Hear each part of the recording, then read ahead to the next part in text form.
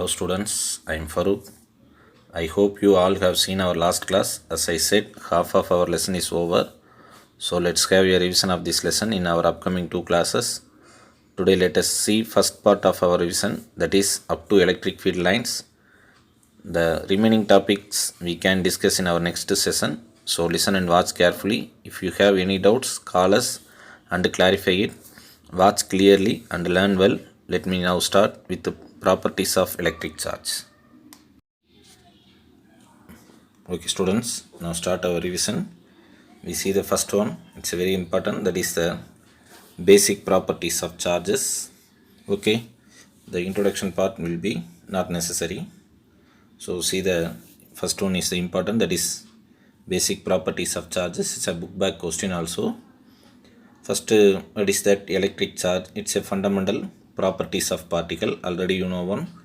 Okay, that SI unit also you know one, that is coulomb. Practical unit is micro coulomb or pico coulomb. இந்த மாதிரி நம்ம follow பண்ணுவோம். Next one is the conservation of charges, and the last one is a quantization of charges. See that conservation of charges, what is that? The total electric charge in the universe is constant and charge can neither be created nor be destroyed. That is, என்ன சொல்கிறாங்க, total electric charge யூனிவர்ஸில் இருக்கக்கூடிய total electric charge constant. அதே மாதிரி charge வந்து நம்ம உருவாக்கவும் முடியாது, அழிக்கவும் முடியாது. நெட் சார்ஜ் எப்பயுமே பார்த்தீங்கன்னா ஆல்வேஸ் ஜீரோ. அதை தான் அந்த பேராகிராஃபில் சொல்லியிருப்பாங்க. What is the third one? That is quantization of charge. What is that? The charge Q on any object it's equal to, ஒரு ஆப்ஜெக்டில் இருக்கக்கூடிய சார்ஜுங்கிறது எதுக்கு ஈக்குவலாக இருக்கும் அப்படின்னா, it's integral multiples of fundamental unit of charge. ஈக்கு இன்டெக்ரல் மல்டிபிள்ஸில் ஈக்குவலாக இருக்கும். அதை மேத்தமெட்டிக்கலாக நம்ம எக்ஸ்பிரஸ் பண்ணுறது தான் Q is equal to N into E. Okay, what is N? Here N is the integer. This is called quantization of electric charge. Okay, இந்த இப்போ நம்ம டிஸ்பிளேயில் தெரியக்கூடிய இந்த பாயிண்ட்ஸை மட்டும் நீங்கள் நோட் பண்ணி கூட write the basic properties of electric charge அப்படிங்கிறதுல எழுதலாம். இப்போ ஒன்லி பேசிக் ப்ராப்பர்ட்டிஸ் மட்டும் நமக்கு தெரியுது. What is that? First point, what is that? First என்ன சொல்கிறாங்க? Electric charge. தென் இப்போ இதில் பார்த்தீங்கன்னா தெரியும், electric charge, conservation of charges and quantization of charges. நம்ம ஜஸ்ட் இந்த 3 பாயிண்ட்ஸை மட்டும் எடுத்து எழுதினா கூட 1 மார்க்கு. ஓகே, அதை எக்ஸ்பிளைன் பண்ணி எழுதலாம். ஓகே, அதை எக்ஸ்பிளைன் பண்ணுறது இப்போ தான் எலக்ட்ரிக் சார்ஜுங்கிற ஒரே லைனில் ஃபண்டமெண்டல் ப்ராப்பர்ட்டிஸ் ஆஃப் பார்ட்டிகல்ஸ், இது ஒரு லைன் எழுதினாலே 1 மார்க்கு.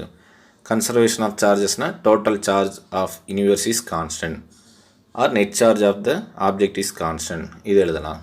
அடுத்து குவான்டைசேஷன் ஆஃப் சார்ஜுங்கிறது என்ன? ஒரு ஆப்ஜெக்டில் இருக்கக்கூடிய சார்ஜோட வேல்யூ எதுக்கு ஈக்குவலாக இருக்கும்னா integral multiples of fundamental unit of சார்ஜுக்கு மல்டிபிள் பண்ணி சொல்லணும். Or mathematical expression Q is equal to N into E.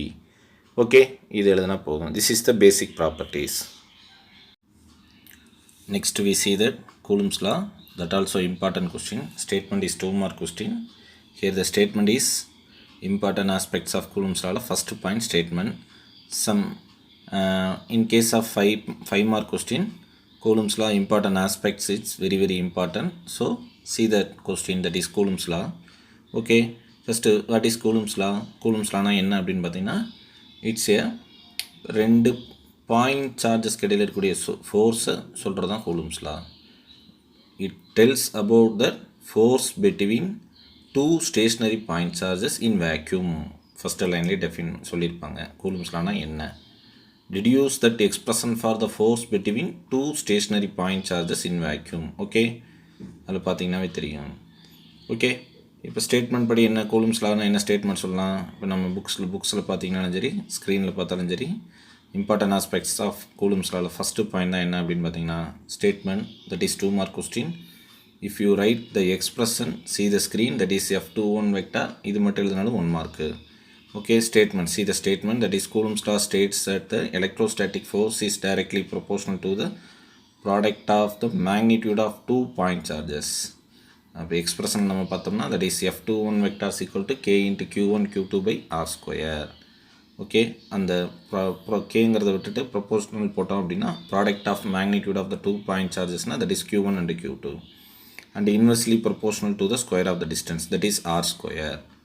Okay, here R12 cap, that is unit vector. Okay, அந்த இது first point. So first point is the statement. Second point is the direction of force. எப்பயுமே எப்படி இருக்குங்கிறத சொல்லுவாங்க. The force on the charge Q2 extracted by the Q1 always lie along the line joining to the two charges. Okay. Next, what is the third one? To reduce that proportionality constant cut பண்ணுறதுக்காக நம்ம induce பண்ணக்கூடிய கேனா என்ன? What is that k? The value of k is 1/4 pi epsilon naught. Okay, that's called proportionality constant or constant proportionality நம்ம சொல்லலாம். The value of k is 9 into 10 power 9 Newton meter square Coulomb power -2. Unit is very very important. Then what is epsilon naught? That is permittivity of free space or vacuum. That value will be given, that is 1/4 pi k, that's equal to 8.854 into 10 power -12 Coulomb square Newton inverse meter power -2. Okay, இந்த இது next இதிலே பார்த்தீங்கன்னா magnitude of force என்னென்னு கண்டுபிடிச்சிருப்பாங்க. Okay, அப்புறம் ஏன் வந்து நம்ம practical units வந்து நம்ம மைக்ரோ கூலும் ஆர் நேனோ கூலுமை ஃபாலோ பண்ணுறோம் அப்படிங்கிறத கொடுத்துருப்பாங்க. இப்போ வேக்யூமில் நம்ம கூலும்ஸ்லா என்ன அப்படிங்கிறத பார்த்தோம். இதே இது மீடியமுக்கு மாற்றும் பொழுது இங்கே என்ன நடக்குது அப்படிங்கிறது அடுத்து 5th பாயிண்டில் இருக்கும். ஓகே, அடுத்து என்ன சொல்லுவாங்க 6th பாயிண்டில் கம்பேரிசன், நியூட்டன்ஸ் லா ஆஃப் கிராவிடேஷனோட கம்பேர் பண்ணியிருப்பாங்க. அதுக்கு முன்னாடி பார்த்தீங்கன்னா எப்சிலான் ஆர் வேல்யூ, எப்சிலான் ஆரோட definition, other than air medium எல்லாமே நமக்கு ரொம்ப ரொம்ப முக்கியம். What is epsilon R? That is relative permittivity. Relative permittivity. Okay, epsilon R means relative permittive of the medium. Okay, அடுத்து ரெண்டையும் நம்ம என்ன பண்ணுறோம், கம்பேர் பண்ணுவோம். அதை தான் நம்ம அடுத்து பார்க்குறோம். Okay, value of G, what is the value of capital G and what is the value of K in Coulomb's law, ரெண்டையும் கம்பேர் பண்ணுவாங்க. கே வந்து ரொம்ப கிரேட்டராக இருக்கும். இப்போ இதையும் நான் என்ன பண்ணுறேன், ஒரு ஷார்ட்கட் பண்ணி உங்களுக்கு ஒரு பேராகிராஃபாக கொடுக்குறேன். Comparison between Coulomb force and Newton's law of gravitation ரெண்டையும் கம்பேர் பண்ணி கொடுக்குறோம். ஸோ அதான் இப்போ நீங்கள் அடுத்து பார்க்குறோம். ஸோ இப்போ நம்ம இங்கே பார்க்குறது பார்த்திங்கன்னா கிராவிடேஷன் ஃபோர்ஸையும் கூலும் ஃபோர்ஸையும் கம்பேரிசன் பண்ணி கொடுத்துருப்போம். ஜஸ்ட் இதை நீங்கள் அப்படி ஸ்க்ரீனை பாஸ் பண்ணிவிட்டு நீங்கள் அப்படி காப்பி கூட பண்ணிக்கிங்க. Okay, first point, what is that gravitational force? It's always attractive between two masses. Coulomb force எப்படி இருக்கலாம், அட்ராக்டிவாக இருக்கலாம், ரிப்பல்சிவாக இருக்கலாம். நேச்சர் ஆஃப் த சார்ஜை டிபெண்ட் பண்ணி இருக்கும். அதான் ஃபஸ்ட் பாயிண்ட் சொல்லியிருப்பாங்க.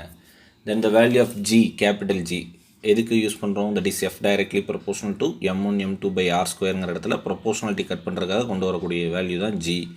அதோட வேல்யூ கொடுத்துருக்காங்க 6.626 into 10 power -11 Newton meter square kilogram power -2. At the same time here k, use that proportionality constant, that value will be given. It's a independent of medium. Which one, sir? That is gravitational force. At the same time Coulomb force, it depends on the medium. Very important point. Nature of the charge as well as medium depend பண்ணி இருக்கும். Okay, அடுத்து it's same whether 2 point mass or rest or motion. ரெண்டுலேயுமே ரெஸ்ட்டில் இருந்தாலும் சரி மோஷனில் இருந்தாலும் சரி gravitational force is a constant one. At the same time charge மோஷனில் இருந்தால் அங்கே லாரன்ஸ் ஃபோர்ஸை எக்ஸ்பீரியன்ஸ் பண்ணும். இந்த 3 பாயிண்ட்டை நீங்கள் ஸ்க்ரீனை பாஸ் பண்ணிவிட்டு ஒரு நோட்டில் எழுதிக்கிங்க. கண்டிப்பாக நமக்கு இந்த question right the distinguish between the coulomb force and gravitational force கேட்கலாம். அப்போ கிராவிடேஷனல் ஃபோர்ஸுக்கு கூலும் ஃபோர்ஸ்க்கு இருக்கக்கூடிய ரிலேஷன்ஷிப் இது தான். Okay, see the next topic. Next we see that electric field and electric field lines. It's another one important topic. Already you know one. So இந்த electric ஃபீல்டுங்கிற concept எங்கேருந்து வந்தது? இப்போ Coulomb's லா அப்படிங்கிறது பார்த்திங்கன்னா 2 point charge கடையில் இருக்கக்கூடிய ஃபோர்ஸை சொல்கிறோம். சப்போஸ் ஒரே ஒரு பாயிண்ட் சார்ஜ் இருந்தால் அதோட ப்ராப்பர்ட்டி எப்படி இருக்குன்னு தெரிஞ்சுக்கிறதுக்காக வந்த ஒரு டாபிக் தான் எலக்ட்ரிக் ஃபீல்டு. ஓகே, இப்போ எலக்ட்ரிக் ஃபீல்டுங்கிறத சிம்பிளாக நம்ம சொல்லணும் அப்படின்னா the space around the charge. The space around the charge, அந்த ஸ்பேஸை தான் நம்ம என்ன சொல்கிறோம்னா எலக்ட்ரிக் ஃபீல்டுன்னு சொல்கிறோம். இந்த கான்செப்டை இன்ட்ரடியூஸ் பண்ணவங்க யாருங்க? Michael Faraday. அவர் தான் இன்ட்ரடியூஸ் பண்ணார். கான்செப்ட் ஆஃப் ஃபீல்டு அப்படிங்கிறக்காக கொண்டு வந்தது அவர் தான். ஓகே, இப்போ இந்த கூலும் ஃபோர்ஸில் இருந்து தான் எலக்ட்ரிக் ஃபீல்டை சொல்கிறாங்க.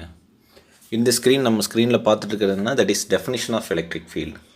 எலக்ட்ரிக் ஃபீல்டுடைய டெஃபினிஷன், ஒரே ஒரு சார்ஜ் இருக்கும் பொழுது இப்போ நான் என்ன செய்கிறேன், இன்னொரு சார்ஜ் கொண்டு வரேன். ஏன்னா அப்போ தான் ஃபோர்ஸை வச்சு தான் நம்ம சொல்ல முடியுங்க எலக்ட்ரிக் ஃபீல்டை. எப்படி? அப்போ இன்னொரு ஆல்ரெடி ஒரு சார்ஜு ஒரு ஸ்பேஸில் இருக்குது, பாசிட்டிவ் சார்ஜுன்னு வச்சுங்க. இப்போ நான் இன்னொரு சார்ஜ் கொண்டு வரேன். கொண்டு வந்து நான் என்ன பண்ணுறேன், ஒரு செட்டைன் டிஸ்டன்ஸில் வைக்கும் பொழுது அந்த சார்ஜ் ஃபஸ்ட்டு வச்சிருக்கக்கூடிய சார்ஜாக இருக்கட்டும் அல்லது அந்த ரெண்டு சார்ஜுக்கு இடையில் என்ன ஃபோர்ஸை எக்ஸ்பீரியன்ஸ் பண்ணுது, அந்த சார்ஜ் எக்ஸ்பீரியன்ஸ் பண்ணக்கூடிய ஃபோர்ஸை தான் நம்ம என்ன சொல்லுவோம் அப்படின்னா எலக்ட்ரிக் ஃபீல்டு அப்படின்னு சொல்லுவோம். Here the definition of electric field நம்ம ஸ்க்ரீனில் பார்க்குறதுனா that is definition of electric field. So நல்லா பார்த்துக்குங்க. 2 mark question, define electric field. Okay, or write a definition of electric field இப்படி கூட கொஸ்டின் இருக்கலாம். ஸோ இதுதான் டெஃபினிஷன். அப்போ electric field at point P, electric field at the point P at a distance R. Okay, எங்கே? From the point charge. ஏற்கனவே நம்ம சொல்கிறோமே அந்த பாயிண்ட் சார்ஜு ஆல்ரெடி ப்ரெசண்ட்டாக இருக்கக்கூடிய சார்ஜு, அந்த சார்ஜ்லேருந்து ஆறுங்கிற டிஸ்டன்ஸில் பாயிண்ட் பி இருக்குது. அப்போ அங்கே இருக்கக்கூடிய சார்ஜ் எக்ஸ்பீரியன்ஸ் பண்ணக்கூடிய force experienced by a unit charge, அதை தான் நான் என்ன சொல்கிறேன், that is definition of electric field. In terms of mathematical expression that is E vectors equal to 1/4πε0 Q/r². இது ஜென்ரலாக இன்ட்டு ஆர் கேப். ஓகே, அப்போ 1/4πε0 இன்ட்டு Q/r²ங்கிறது மேக்னிடியூட் ஆஃப் எலக்ட்ரிக் ஃபீல்டு. ஒரு யூனிட் வெக்டரில் மல்டிப்ளை பண்ணிங்கன்னா அது வெக்டர் ஃபார்முக்கு வந்துடும். That is E vector. What is the unit? That is Newton Coulomb inverse. Which kind of quantity? It is a vector quantity. Electric field is a vector quantity. Another name of electric field, what is that? Electric field strength னு சொல்லலாம். Another name of electric field, it's called electric field strength. இப்போ இந்த ஃபீல்டுக்கு direction இருக்குது. எப்படி இருக்கும்? In case of நம்ம consider பண்ணக்கூடிய பாயிண்ட் சார்ஜ் பாசிட்டிவாக இருந்தால் the direction of electric field is away from the charge, சார்ஜை விட்டு வெளியே போகும். At the same time, in case of negative charge, the electric field, the direction of electric field is towards the charge. Okay, this is the electric field. Okay, what is the another name of electric field? That is electric field strength. Okay, another one is a electric field. Okay, அடுத்து பார்த்தீங்கன்னா intensity of electric field also called electric field. So write the another name of electric field. Electric field, first one, that is electric field strength and intensity of electric field, மூணு same தான். Unit here only one unit will be given, that is Newton Coulomb inverse. In our last class நம்ம relationship between electric field and potentialங்கிற ஒரு topic பார்த்தோம். அதுலேயே நம்ம சொல்லியிருப்போம் another unit of electric fieldக்கு volt metre inverse follow பண்ணலாம். So just நீங்கள் இந்த இடத்துல நோட் பண்ணிக்கிங்க. Okay, this is the electric field. இதை தான் நம்ம புக்கில் கொஞ்சம் டீட்டெயில்டிங்காக கொடுத்துருப்பாங்க. ஓகே, நம்ம அடுத்து என்ன பார்க்குறோம்? Important aspects of electric field நம்ம பார்க்கலாம். ஓகே, இப்போ இங்கே important aspects of electric field பார்க்கறதுக்கு முன்னாடி electric field due to a point charge, இது ஒரு 3 மார்க் கொஸ்டின் நமக்கு. ஸோ அதை பார்ப்போம். இப்போ பாருங்கள், ஒரு எலக்ட்ரிக் ஃபீல்டு ஈங்கிற ஒரு லைன் நம்ம ஸ்க்ரீனில் பார்க்கக்கூடியது ஒரு லைன் கொடுத்துருக்காங்க. இப்போ ஆரிஜினில் இருக்கிறதா நமக்கு இருக்கக்கூடிய டெஸ்ட் ஒரு சார்ஜ், ஒரு பாயிண்ட் சார்ஜ். இப்போ இந்த பாயிண்ட் சார்ஜை சுற்றி இருக்கக்கூடிய ஸ்பேஸை தான் நம்ம என்ன சொல்லுவோம்னா எலக்ட்ரிக் ஃபீல்டுன்னு சொல்லுவோம். இப்போ அங்கே இருக்கக்கூடிய எலக்ட்ரிக் ஃபீல்டு என்னங்கிறத நம்ம எக்ஸ்ப்ரெஸ்ஸாக கண்டுபிடிக்க போகிறோம். அப்போ நம்ம என்ன செய்கிறேன், அங்கே ஃபீல்டு இருக்கா இல்லையா அப்படின்னு தெரிஞ்சுக்கிறதுக்காக நான் என்ன செய்யணும், இன்னொரு சார்ஜை கொண்டு வந்து நியர்பையில் வைக்கணும். அந்த சார்ஜ் தான் Q0. எங்கே கொண்டு வந்து வச்சுருக்கேன்னா அந்த பாயிண்ட் P. இந்த பாயிண்ட் P அந்த சோர்ஸ் சார்ஜ்லேருந்து அந்த ஆரிஜினில் இருக்கக்கூடிய சார்ஜ்லேருந்து எவ்வளோ டிஸ்டன்ஸில் இருக்குன்னா ஆறுங்கிற டிஸ்டன்ஸில் இருக்குது. ஓகே, அப்போ இப்போ இந்த ரெண்டு சார்ஜ் கடையில் என்ன எக்ஸ்பீரியன்ஸ் ஆகும், ஒரு ஃபோர்ஸ் இருக்கும். அந்த ஃபோர்ஸ் என்னங்கிறத நம்ம பார்க்குறோம். அப்போ அந்த ஃபோர்ஸ் என்ன, that is coulomb fours are electrostatic force இருக்கும். ரெண்டு பாயிண்ட் சார்ஜ் இடையில் ஒரு ஃபோர்ஸ் இருக்குங்கிறது தெரியும். அப்போ அந்த ஃபோர்ஸை நம்ம இங்கே பார்க்குறோம். That is value will be given, that is K into Q into Q0/r² into R cap. Okay, இப்போ from the definition of electric field what is that, force experienced by unit charge. அப்போ அப்படி எடுத்துகிட்டு போய் நம்ம என்ன செய்யலாம், divide பண்ணுங்கள். கேவோட வேல்யூ சப்ஸ்டியூட் பண்ணிவிட்டு E vectors equal to F vector by Q0.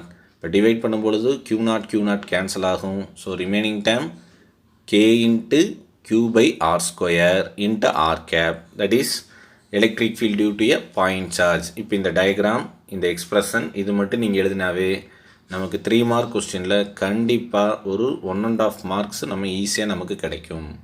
Okay, just இதை மட்டும் நம்ம எடுத்து எழுதினாலே போதும், 3 மார்க் கொஸ்டின். ஸோ கண்டிப்பாக இதுக்கு ஒரு 1.5 மார்க்கு ஈஸியாக கிடைக்கும். ஓகே, டயக்ராமுக்கு ஒரு 1 மார்க் கிடைக்கும், எக்ஸ்பிரஷனுக்கு 1 மார்க்கு, கே வேல்யூ அப்படி இப்படின்னு போட்டாலுமே ஒரு 1.5 மார்க்கு ஷூராக கிடைக்கும். ஸோ நெக்ஸ்ட்டு நம்ம பார்க்குறது என்னது, important aspects. See that first one important aspects என்ன சொல்கிறாங்க, இப்போ இந்த சார்ஜ் கியூங்கிறது இப்போ நான் ஏற்கனவே சொன்னேன் டைரக்ஷன் ஆஃப் எலக்ட்ரிக் ஃபீல்டு எப்படி இருக்கும் அப்படின்னு. கியூ வந்து பாசிட்டிவாக இருந்தால் test charge that is source charge வந்து பாசிட்டிவாக இருந்தால் எலக்ட்ரிக் ஃபீல்டு அந்த பாயிண்ட்டை விட்டு வெளியே போகும். அதே நெகட்டிவாக இருந்தால் டுவர்ட்ஸாக இருக்கும் சோர்ஸ் சார்ஜுக்கு இருக்கும் அப்படிங்கிறது பார்த்தோம். அதுக்கடுத்தது Coulomb's law in form of electric field கொடுத்துருப்பாங்க. That is F vector equal to Q naught into E. அப்படி definition E vector equal to F vector by Q naught. இப்போ இ வெக்டாரை அப்படி வச்சுட்டு எஃப் மட்டும் கொண்டு வராங்க. அப்போ F vector equal to Q naught into E vector. Okay, இந்த இந்த இந்த டேர்முக்கு என்ன பேர் நம்ம சொல்லுவோம்? That is call what is the Coulomb's law in terms of electric field அப்படின்னு சொல்லலாம். 1 மார்க்கில் கேட்கலாம். Okay, Coulomb's law which one is the in form of Coulomb's law in terms of electric field அப்படின்னு கேட்கலாம். அப்போ F vector equal to Q naught into E vector கீழே கொடுத்துருப்பாங்க. அப்போ அடுத்து பார்த்தீங்கன்னா next point that is electric field is the independent of test charge. Q naught இண்டிபெண்ட்டாக இருக்குது, ஏன்னா கேன்சல் ஆயிரும். எஃப் பை கியூ நாட்டில் எஃப்பில் வந்து கே இன்ட்டு கியூ நாட் போட்டிருப்பீங்க, divided by Q naught cancel ஆயிரும். So it's independent of electric field. And அதே நேரத்தில் it's depends on the source charge at point charge. Source charge or point charge ரெண்டும் ஒன்று தான், ரெண்டும் டிபெண்ட் பண்ணியிருக்கும். ஓகே, see the next point. In case of distance increases, we know that mathematical expression of electric field, that is 1 by 4 pi epsilon naught q by r square. R is the distance between the 2 point charges. When the distance increase பண்ணும்போது what happen? The electric field will be decreases because ஃபீல்டுக்கும் டிஸ்டன்ஸுக்கும் பார்த்தீங்கன்னா inversely proportional. Okay, அதுதான் first point. அதில் சொல்லியிருப்பாங்க test charge made sufficiently small, ரொம்ப சிறுசாக இருந்ததுன்னா நம்ம என்ன பண்ண முடியாது? Will not modify the electric field of the source charge. Source சார்ஜுடைய எலக்ட்ரிக் ஃபீல்டை நம்ம மாடிஃபை பண்ண முடியும். பிகாஸ் ஏன் சார் அப்படின்னு பார்த்தீங்கன்னா ஃபோர்ஸுங்கிறது பெட்வீனில் கிடைக்கக்கூடிய ஃபோர்ஸு கூலும் ஃபோர்ஸுங்கிறது depends on the nature of the சார்ஜுடைய நேச்சரை பொறுத்தான் இருக்குது. ஸோ அதனால் சார்ஜ் ஸ்மாலாக இருந்தால் அதுக்கு தகுந்த மாதிரி தான் ஃபோர்ஸ் இருக்கும், ஃபோர்ஸ் எப்படி இருக்கும் அதுக்கு தகுந்த மாதிரி தான் ஃபீல்டு இருக்கும். ஓகே, இதெல்லாம் ஒன்றோட ஒன்று இன்டர் ரிலேட்டடு. ஓகே, இப்போ இதே கண்டினியூஸ் ஃபைனைட் சார்ஜ் டிஸ்ட்ரிபியூஷனாக இருந்தால் நம்ம என்ன மெத்தட் யூஸ் பண்ணணும்? கண்டிப்பாக superposition principle or integration டெக்னிக்ஸை நம்ம யூஸ் பண்ணிக்கலாம். இப்போ ஒரு சிஸ்டம் ஆஃப் சார்ஜஸ் இருக்குன்னா automatically we are using superposition principle. Coulomb ஃபோர்ஸில் அதே மாதிரி தான். இப்போ நம்ம 2 பாயிண்ட் சார்ஜை கன்சிடர் பண்ணுறோம். இதே ஒரு சிஸ்டம் நம்ம கன்சிடர் பண்ணுறோம்னா n number of point charges இருக்கும். அப்போ அந்த n number of point charges இடையில என்னென்ன ஃபோர்ஸ் இருக்குது, எவ்வளோ ஃபோர்ஸ் இருக்குன்னு கண்டுபிடிக்கணும். We are using Coulomb's law in terms of superposition principle. At the same time total system of electric ஃபீல்டுனா நம்ம இங்கேயும் நம்ம என்னெல்லாம் சூப்பர் பொசிஷன் பிரின்சிபல் யூஸ் பண்ணலாம். அதே இது ஒரு ஷேப் இல்லாமல் ஃபைனைட் சார்ஜ் டிஸ்ட்ரிபியூஷனாக இருந்ததுன்னா கண்டிப்பாக நம்ம அந்த இன்டகிரேஷன் மெத்தடை ஃபாலோ பண்ணி நம்ம டோட்டல் எலக்ட்ரிக் ஃபீல்டு என்னென்னு கண்டுபிடிக்கலாம். ஓகே, அதே மாதிரி பார்த்தீங்கன்னா 2 kinds ஆஃப் எலக்ட்ரிக் ஃபீல்டு இருக்கும். One is the uniform electric field, another one is a non uniform electric field. அப்போ யூனிஃபார்ம் எலக்ட்ரிக் ஃபீல்டுனா என்ன? What is that is same direction and constant magnitude at the all points of in space. Uniform electric field will have same direction, எல்லாம் ஒரே direction. நம்ம dark கொஸ்டினில் கூட பார்த்துருப்போம். Red லைனில் இ வெக்டார்னு அப்படின்னு லைன் ட்ரா பண்ணியிருப்போம். எல்லாமே ஒரே டைரக்ஷனில் போகணும், மேக்னிடியூடு சேமாக இருக்கணும், length of the arrow mark will be same, எல்லா பாயிண்ட்டும் ஸ்பேஸில் ஒரே மாதிரி இருக்கணும். இதுக்கு அப்படி ரிவர்ஸில் சொன்னீங்கன்னா அது நான் யூனிஃபார்ம் எலக்ட்ரிக் ஃபீல்டு. ஓகே, அப்படின்னு நம்ம எடுத்துக்கலாம். That's all. This is the important aspects of electric field. Just you recall your text புக்கில் பார்த்தீங்கன்னா பேஜ் நம்பர் 13 பாருங்கள் இருக்கும். ஜஸ்ட் இதை ரீகால் பண்ணுங்கள். Important aspects of electric field also very very important 5 mark question. Okay, இப்போ இந்த electric ஃபீல்டுன்னு பார்த்தீங்கன்னா 2 மார்க் வந்து define electric field, unit is 1 mark question, Coulomb's law in terms of electric field 1 mark question, important aspects is also important question, important 5 mark question. Okay, so electric field it's over. Next we see the electric field lines. Okay students, next we revise the topic, that is electric field lines. It's a imaginary concept. நம்ம electric ஃபீல்டை understood பண்ணுறதுக்காக Michael ஃபேரடேனால் introduce பண்ண ஒரு topic தான் electric field lines. It's A imaginary concept. Okay, அப்போ நம்ம என்ன பாருங்கள், see the diagram. அப்போ ஒரு சார்ஜை சுற்றி ஃபீல்டு இருக்குது அப்படிங்கிறத நம்ம சொன்னோம். the space around the charge அப்படின்னு சொன்னோம். ஸோ இப்போ இந்த லைன்ஸ் நம்ம ட்ரா பண்ணுறோம். இப்போ 2 சார்ஜ் இப்போ நம்ம கன்சிடர் பண்ணக்கூடிய இங்கே 2 பாயிண்ட் சார்ஜஸ் பார்த்திங்கன்னா ஒன்று positive another one is negative நம்ம எடுத்துக்கிறோம். அப்போ இந்த 2 பாயிண்ட் சார்ஜ் இது செப்பரேட் பண்ணுற ஒரு ஸ்மால் டிஸ்டன்ஸில் ஒரு டிஸ்டன்ஸில் இருக்குதுன்னு வச்சுக்குவோம். இப்போ இந்த 2 சார்ஜுக்கு இடையில நான் லைன் ட்ரா பண்ணுறேன். அந்த லைன் தான் ஃபீல்டு லைன்ஸ் நம்ம சொல்லலாம். அப்போ ஃபஸ்ட்டு எங்கேருந்து ஸ்டார்ட் பண்ணணும் அப்படின்னா அதுக்குன்னு ஒரு ப்ரொசீஜர் இருக்குது. இதை நம்ம ப்ராப்பர்ட்டிஸ் ஆஃப் ஃபீல்டு லைன்ஸ்னு கூட சொல்லலாம். Important 3 mark question, book inside question, not book back question, it's a book inside questions. Okay, so கிளியராக இதையும் படிச்சுக்கணும். அப்போ ஃபஸ்ட்டு பார்த்தீங்கன்னா ஃபீல்டு லைன்ஸுடைய ஃபஸ்ட்டு பாயிண்ட்டே பாருங்கள் என்ன சொல்கிறான். இப்போ பாசிட்டிவ் சார்ஜ்லேருந்து தான் நெகட்டிவ் சார்ஜுக்கு போகும். Okay, the start from positive charge and end negative charge. Positive சார்ஜ்லேருந்து நெகட்டிவ்க்கு போகலாம் அல்லது இன்ஃபினிட்டியாகவும் இருக்கலாம். இப்போ ஒரே ஒரு சார்ஜ் இருக்குது அப்படின்னா அது இன்ஃபினிட்டி தான். இன்னொரு சார்ஜ் வச்சிங்கன்னா அது நெகட்டிவாக இருந்ததுன்னா அங்கே போகும், அல்லது பாசிட்டிவாக இருந்தால் அது இன்ஃபினிட்டிக்கு போயிட்டுருக்கும். That is the first point. So electric field line start from positive charge and end at negative charge or at infinity. This is the first point. See the second point. What is that? So இப்போ நம்ம last பார்த்ததில் பார்த்திங்கன்னா இந்த field லைன்ஸுங்கிறது positive சார்ஜிலிருந்து negative சார்ஜுக்கு போகும் அல்லது infinity. Okay, in case of positive சார்ஜாக இருந்தால் ஃபீல்டு லைன்ஸ் பாருங்கள், டயக்ராமில் பார்த்தாலும் சரி உங்கள் டெக்ஸ்ட் புக்கில் பார்த்தாலும் சரி, டெக்ஸ்ட் புக்கை கூட கையிலே வச்சுக்கோங்க. இப்போ பாயிண்ட் சார்ஜ் வந்து பாசிட்டிவாக இருந்தால் ஃபீல்ட் லைன்ஸ் என்ன ஆகுதுங்க, ரேடியலி அவுட்வேர்டு. நம்ம ஸ்க்ரீனில் பார்த்தீங்கன்னா தெரியும், எல்லாமே ஏரோ மார்க் பாருங்கள் அவுட்வேர்ட் டைரெக்ஷனில் கொடுத்துருப்பாங்க. Q வந்து பாசிட்டிவாக இருந்தால். At the same time in case of for point charge is negative, the electric field lines point radially inward. இது ஃபஸ்ட்டு பாயிண்ட்லேயே இருக்குது.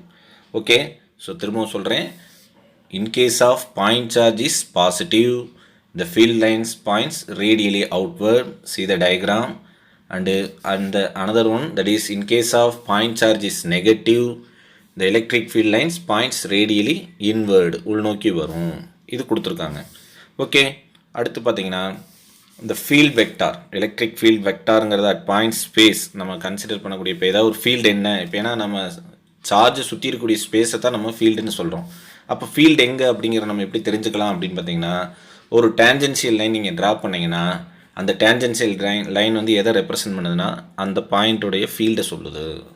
த electric field vector at point in a space is the tangential to that electric field line at the point. அந்த பாயிண்டில் சொல்லுது. Okay, இது தான் சொல்கிறாங்க. Next point பார்த்தீங்கன்னா the electric field lines are denser. எங்கே இருக்கும் அப்படின்னா in region where electric field has large magnitude. எங்கே வந்து ஃபீல்டு வந்து ரொம்ப மேக்னிடியூடாக, அதாவது ரொம்ப சார்ஜுக்கு நியர்பை ஏரியா எப்படி இருக்குன்னா ரொம்ப ஃபீல்டு வந்து அதிகமாக இருக்கும், லார்ஜ் மேக்னிடியூடில் இருக்கும். டென்சர் மீடியமாக இருக்கும், டென்சராக இருக்கும், அங்கே வந்து அதிகமாக இருக்கும். At the same time smaller மேக்னிடியூடில் ரொம்ப கம்மியாக இருக்கும். The electric field lines are denser. Field lines வந்து ரொம்ப டென்சராக இருக்கிறது எங்கன்னா எலக்ட்ரிக் ஃபீல்டோட வேல்யூ அதிகமாக இருக்கிற இடத்துல ரொம்ப டென்சராக இருக்கும். அட் த சேம் டைம் எங்கே ஃபீல்டு கம்மியாக இருக்கோ அங்கே ஃபீல்டு லைன்ஸோட இது வந்து ரொம்ப கம்மியாக இருக்கும். இப்போ 2 கொடுத்துருக்காங்க பாருங்கள், ஏபின்னு 2 சர்ஃபேஸ் கொடுத்துட்டு இப்போ எங்கே அதிகமாக இருக்குங்கிறது காட்டுறாங்க. ஓகே, அங்கே எதுவும் மென்ஷன் பண்ணல அப்படின்னா இப்போ டயக்ராமில் பாருங்கள் ஏரோ மார்க்கு அவுட்வேர்டில் இருக்குது, ரேடியலி அவுட்வேர்டு. அப்போ உள்ளே இருக்கக்கூடிய சார்ஜ் என்ன, பாயிண்ட் சார்ஜ் கண்டிப்பாக அது பாசிட்டிவ் சார்ஜாக இருக்கணும். So just you draw the diagram, that is positive charge. What is the next one? It's a very important 2 mark question. That is no two lines intersect each other. அதான் முக்கியமான question, 2 mark question. No two electric field lines intersect each other. Why? What is the reason? அப்படின்னு ஒரு 2 mark question. இப்போ ஏன் sir இதாகாது அப்படிங்கிறதுக்கான reason நமக்கு தெரியும். என்ன ரீசனு? இப்போ 2 லைன்ஸ் வந்து கிராஸ் ஆகுது ஒரு பாயிண்டில் அப்படின்னு பார்த்தீங்கன்னா அந்த பாயிண்ட் எப்படி இருக்கும், there will be different electric field vector இருக்கும், வேறு எலக்ட்ரிக் ஃபீல்டு வெக்டார்ஸில் இருக்கும். ஏன்னா சார்ஜை பொறுத்து தான் இங்கே இருக்கும். ஓகே, ஒன்று ஒவ்வொரு டைரெக்ஷனில் போகும். அப்போ என்ன ஆகும், அதுதான் அந்த டயக்ராமில் காட்டியிருக்காங்க. அட் பாயிண்ட் பியில் பார்த்தீங்கன்னா வேறு டைரெக்ஷனில் எலக்ட்ரிக் ஃபீல்டு, இப்போ ரெட் கலரில் ஏரோ மார்க்கில் இருக்க எலக்ட்ரிக் ஃபீல்டு, இந்த curved line electric field lines. அப்போ வேறு டைரெக்ஷனில் போகுது.